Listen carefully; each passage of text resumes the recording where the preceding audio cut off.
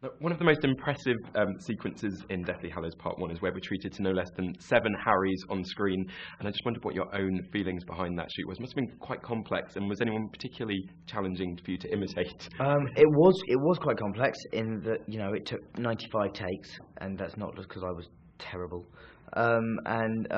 Yeah, it was tricky, but it's one of my favourite sequences in the film, and to me it's the amazing, it's the brilliant, magical, weird side of visual effects, which rather than the spectacular thing, it's those little tricks that just are amazing. I mean, Rupert was probably the hardest to impersonate, I think, in the whole, out of everybody.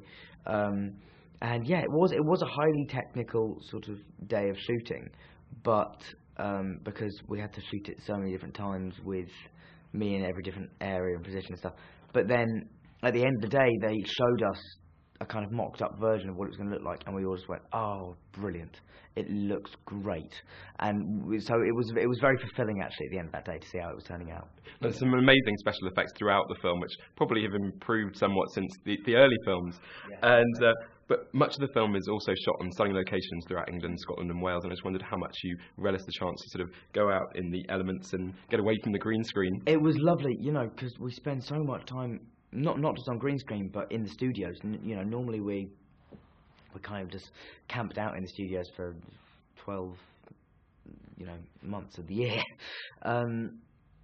So it was, and we very rarely get to go on location, just because, I don't know, we never have really, since about the second, third film we spent a lot of time in Scotland, but after that nothing really. So yeah, to get out and about was lovely again. We got to go to Wales and a couple of days up in Scotland, and yeah, it was just really, really nice to get out and about like we did. Yeah, no, it was very, very enjoyable. And there's a pitch perfect scene in the film where we lose a much beloved character, Dobby the house elf.